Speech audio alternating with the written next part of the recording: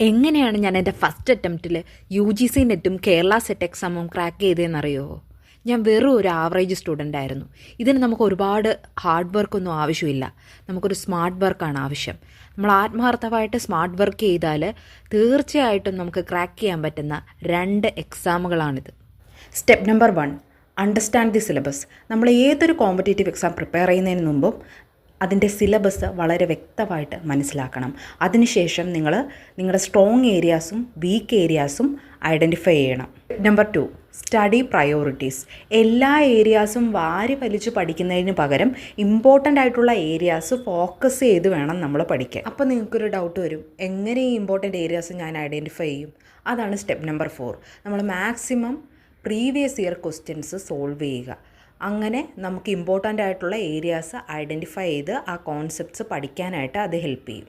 ഇനി അടുത്തത് എന്നെ കട്ട് ഓഫ് ക്ലിയർ ചെയ്യാൻ ഹെൽപ്പ് ചെയ്തിട്ടുള്ള ഏറ്റവും ഇമ്പോർട്ടൻ്റ് ആയിട്ടുള്ള സ്റ്റെപ്പാണ് എലിമിനേഷൻ മെത്തേഡ്.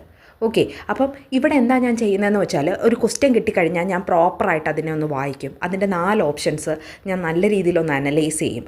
അതിനുശേഷം ഇതിൽ ഇന്നപ്രോപ്രിയേറ്റ് ആയിട്ട് തോന്നുന്ന ആൻസേഴ്സ് ഞാൻ ആദ്യമേ ഒഴിവാക്കും. ഓക്കെ, അതിനുശേഷം ഞാൻ പഠിച്ച കോൺസെപ്റ്റായിട്ട് ഞാൻ അതിനെ കണക്ട് ചെയ്തിട്ട് അതിൽ മോസ്റ്റ് അപ്രോപ്രിയേറ്റ് ആയിട്ടുള്ള ആൻസർ ഞാൻ സെലക്ട് ചെയ്യും. അപ്പോൾ എനിക്ക് ഡൗട്ട്ഫുൾ ആയിട്ടുള്ള പല ക്വസ്റ്റ്യൻസും ഞാനത് വിട്ട് കളഞ്ഞാലോ എന്ന് ആലോചിച്ചിട്ടുള്ള ചില ക്വസ്റ്റ്യൻസൊക്കെ ഉണ്ട്. പക്ഷേ ഈ ഒരു ടെക്നിക്ക് ഉപയോഗിച്ച് അങ്ങനെയുള്ള ക്വസ്റ്റ്യൻസിന് മാർക്സ് സ്കോർ ചെയ്യാനായിട്ട് എനിക്ക് പറ്റിയിട്ടുണ്ട്. Step number 5, attempt mock test. നമ്മൾ ഒരു റിയൽ എക്സാം എഴുതുന്നതിന് മുമ്പേ അറ്റ്ലീസ്റ്റ് ഒരു 10 മോക്ക് ടെസ്റ്റ് എങ്കിലും നമ്മൾ എടുത്തിട്ട് വേണം പോകാൻ.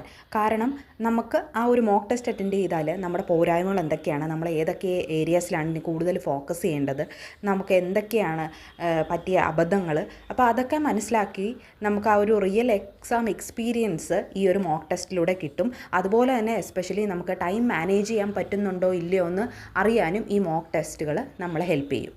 ഇനി ഫൈനലായിട്ട് ഏറ്റവും ഇമ്പോർട്ടൻ്റ് ആയിട്ട് ഒരിക്കലും നമ്മൾ സ്കിപ്പ് ചെയ്യാൻ പാടില്ലാത്ത ഒരു സ്റ്റെപ്പാണ് റിവിഷൻ. അപ്പോൾ നമ്മൾ പഠിച്ച കാര്യങ്ങൾ നമ്മൾ റിവൈസ് ചെയ്തില്ലെങ്കിൽ നമ്മൾ ഉറപ്പായിട്ടും നമ്മൾ മറന്നു പോകും.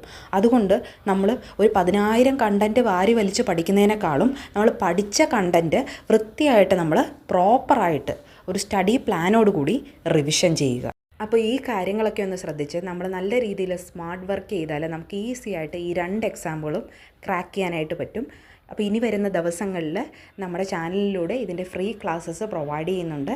അപ്പോൾ എല്ലാവർക്കും എൻ്റെ വീഡിയോ ഇഷ്ടമായെന്ന് വിചാരിക്കുന്നു. ഇഷ്ടമായാൽ ലൈക്ക് ചെയ്യുക, ഷെയർ ചെയ്യുക, സബ്സ്ക്രൈബ് ചെയ്യുക.